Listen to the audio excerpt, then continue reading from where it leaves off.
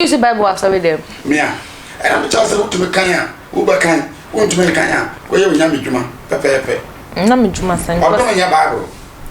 Or don't your Bible. Nay, so we'll truck on for our summer. They are confounded and the white troll. Until Opachas say, oh, Bompire, Uncle Bible.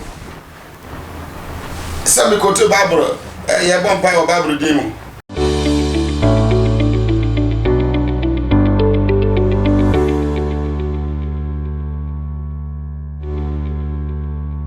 Abusia mama wakwaba enfamra attention TV so Bible no aka say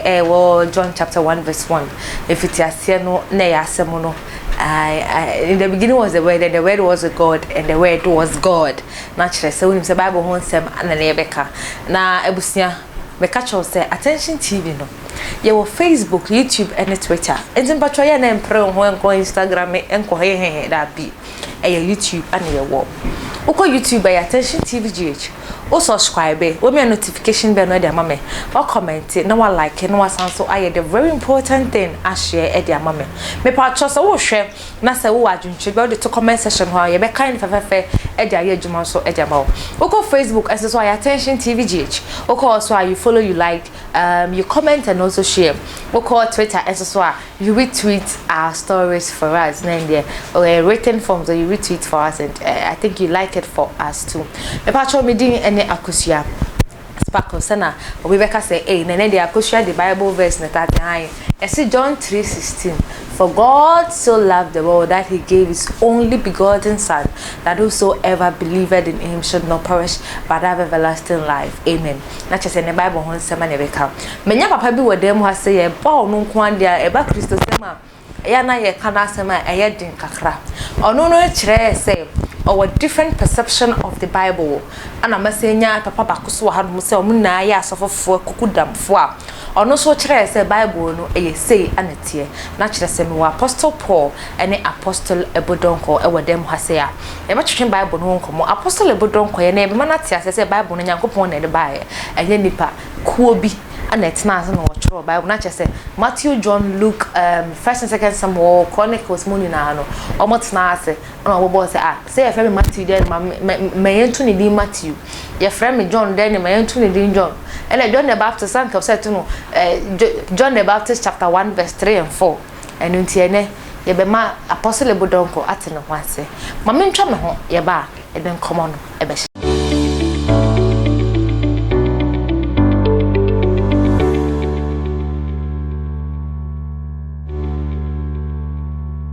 Ebusia me das se wonya bre eletwa me twa me ho sima pa e de baaye ame fast da kese nkoma kwa university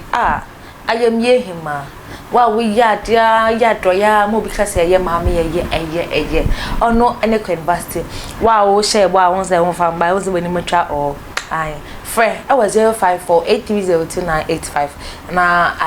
bosha na o share na fa koma kwa university na aye de no wodi kan ye bi osanso ebeto so na bibia entudi midin ene akosia sparkles yenko ne ene apostle Donkor ne apostle Paul enko twhwe Bible nkomo se na Bible esifa ebaye mama kwaba apostle ya dia na enya ba ndise bia yeboko men tumen kasa yeboko sasa na wokan bateye okay apostle Paul amen Pacho bit me just be able to. Okay. Na ye hye ye de nkomo twetwe no hye so dia cameraman pacho ye de nkomo hye no nkomo twetwe no hye so dia Bible efiri ne bai Bible say atro in every yame hunu ne bai nti Bible efi yame nchen because in Bible so enkoti asem no anye bibia ona ma sams no di yadina ti efri nyame mu na eba obi wakai me nyum bi say me na masem no so na me di na menkote masem no anye bibia me yeyo enti me ma fa wa mutu oni mi die ni wadum so na wo twa mi radi me e wo jide ni no kware mu Miradi Information come what they be and for so na me tom apostle Donkor apostle Bible ni free na buy because o share baby I to now ma wo see ye no apostle Donkor say no ho kakra okay Bible ni free na buy oh me ho so ye na no to de to nyo no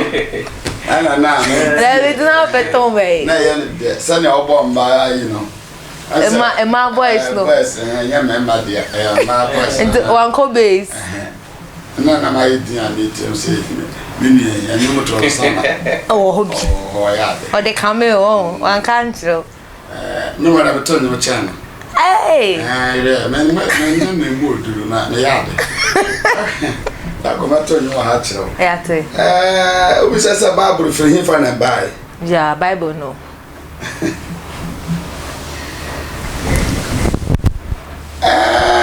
kakra mi no say Bible there any pana tro yo ni pana tro ye kwa meso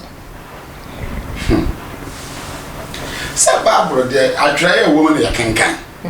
no bi sa ntwa de a ontuma kenkan ana obi twa de kra na say wonsu ade na onya honi dia no so ontuma kenkan nti ni pe bi na etro niam ohum ye e wo na breso ana wade ato na yenso ya beto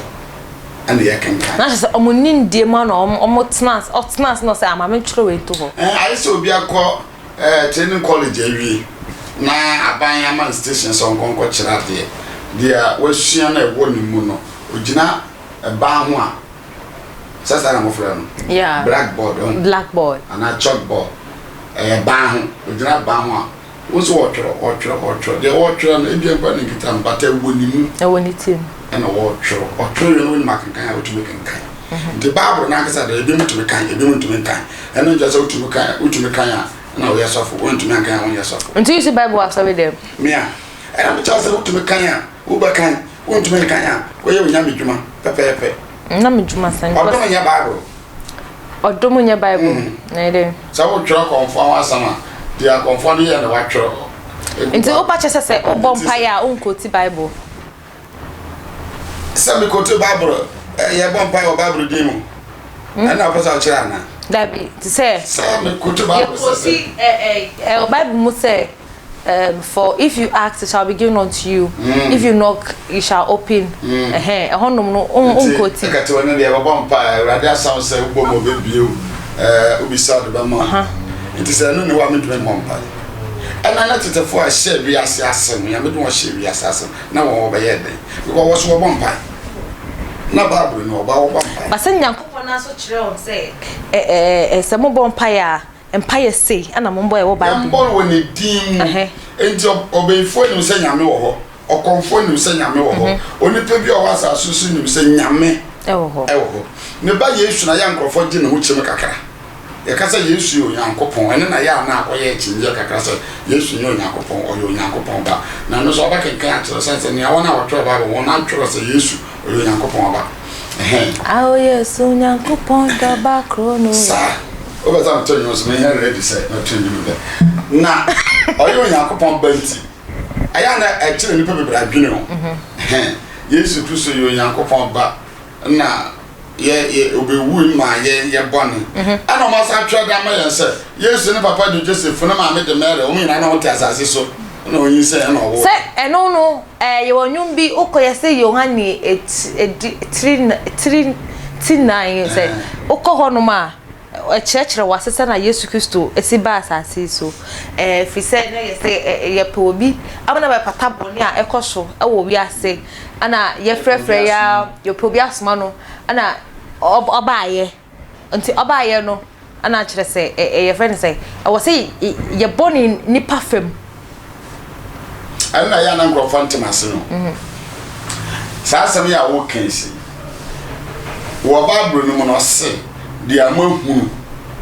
ana ni amate ana mo di ho adanse ana ho adanse na munni ana ye nso ye kacha nkrofo se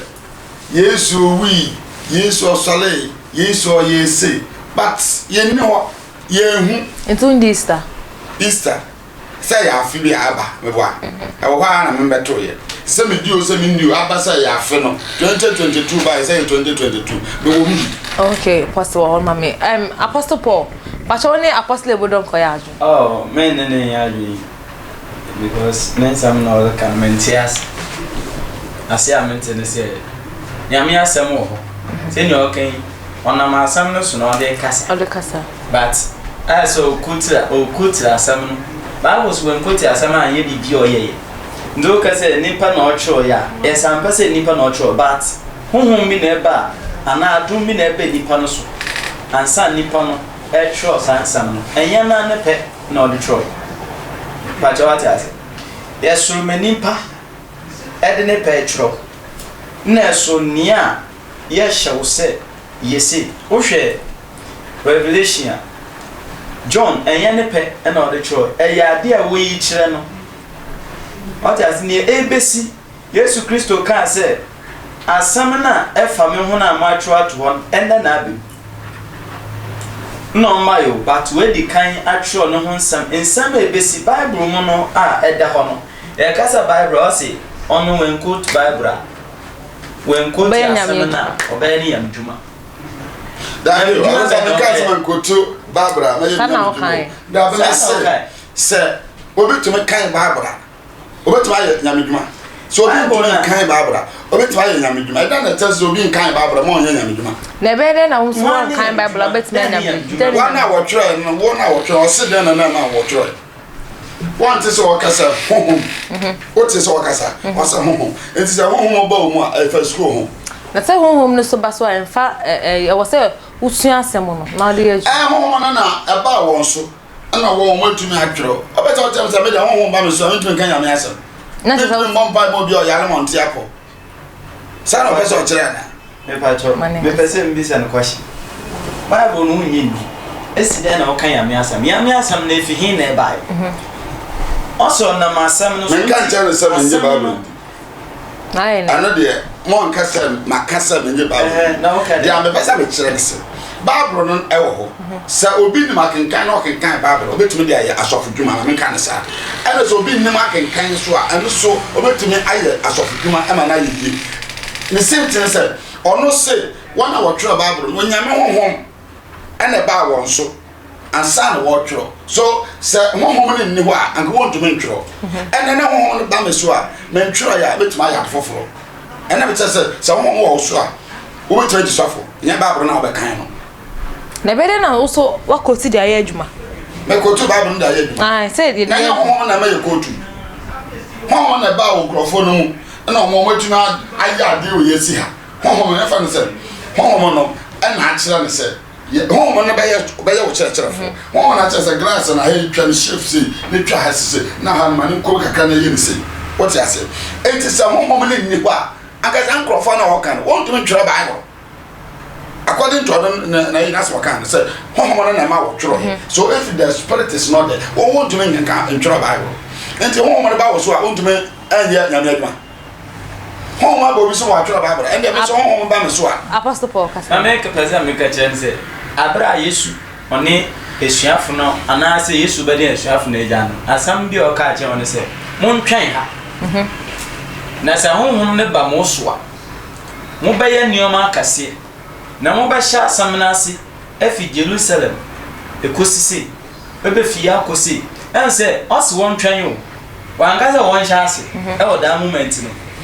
nti ye wa dumbia na na yesua asem bi wa ha se Pentecost da no twen no se ukọ asole na se Ewurade de nsa kan a o ka se chenchena se o se o cartons level what ya se ai nti ya dum na wo de cartons no ai adum no ana me boa fine se no nyame ya Bible de cartons so ya adum shawon so na me ka asema chero ase nyame honhom no eba won so no nia wehu